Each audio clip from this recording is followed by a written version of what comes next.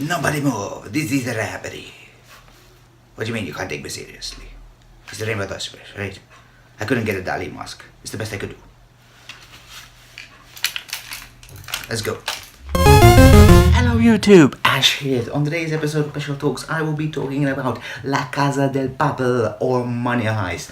Now, Money Heist is a Spanish TV show currently found on Netflix, and it is a bombastic show.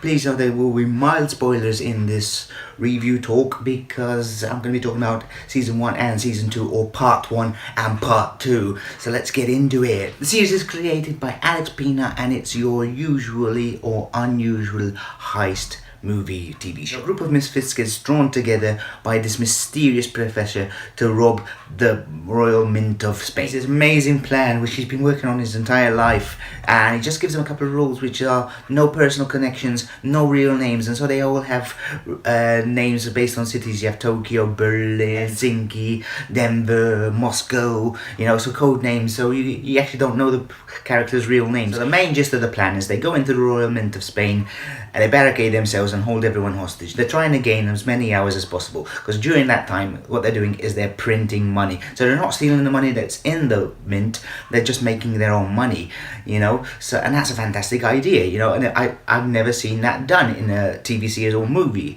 so props to that. Despite their fantastic, bulletproof plan, something goes wrong. Obviously that's down to human error. As we know, you could have any perfect plan, but at the end of the day, someone's going to screw up, and that will have consequences which will derail everything. And that's where lots of the different fun bits of the series goes in. I like that you get a lot of background to the characters. I like that you get, flashbacks to when they're training for the mission. They took a long training, I think around 6 months, training for this operation, for this heist. So he wasn't messing around, the professor. He had it all planned out, except human error. As I said, you get a real bond. Despite him saying he doesn't want any personal connections, they all become like a family. And, like family they fight, like family they love each other, like family they laugh. And it's all shown, especially during the heist.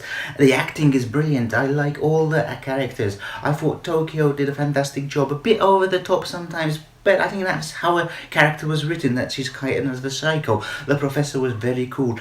I like how smart he is. I like that he's planned all this. Even when shit hits the storm, he tries to figure out a way to get out, a way to solve things, a way to get his plan back on track. All the characters were great. I like the interaction between Denver and Moscow, father and son relationships. And there's lots of different stories in this film. There's love stories, there's humour, there's action. Okay, the action is a bit over the top. I think, despite being a Spanish TV show, they went for a bit of Hollywood blockbuster, some of the action scenes. But it was okay, it was done more realistic. It wasn't a Michael Bay, like explosions and people flying up and all that. There was a bit of explosion, but it was fun, and it was well done. Some of the best scenes are the interaction between the professor and Raquel. She's the officer in charge / hostage negotiator, and they have like telephone conversations, and it's humorous, it's intense, they're trying to get one over each other, and it makes for some really good television, and I enjoyed it a lot. Obviously Raquel's getting all pressure from the army and all that to take them down, to barge in and shoot everything, but they can't because all of the twists and turns that the professor set up, so they can't do it. The twists and turns over both seasons, part 1 and part 2, are really fantastic. It really draws you in. You really want to find out what's going on and how are they going to get out of this situation that they make for themselves. And you really root for these guys, even though they're the bad guys. But they're not technically bad guys. There's a message in it, which I won't spoil, So, yeah, you really kind of root for them. You want these guys to do well, and you feel for it when things go wrong. Written and well acted. Even the police inspector, she's having a hard time with her family and all that, and she has to solve this major crime while being a woman, all those things. And it's brilliant. The humor's good. The acting was brilliant. So rating, here we go. Ratings, I will give La Casa de Papel Money Heist a 4. 4.5 out of a 5. As I said, it has a few flaws. Some of the action scenes are a bit there, but you can give it a pass because it's such good enjoyment. So let me know in the comments, have you watched it? Did you enjoy it? What did you watch it? I watched it English dub because I'm just too lazy to read subtitles. And are there any other foreign TV shows on Netflix that have English dubs? Because I said I'm too lazy to watch subtitles.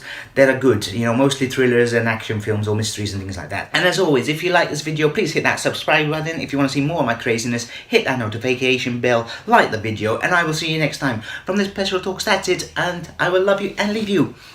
Bye.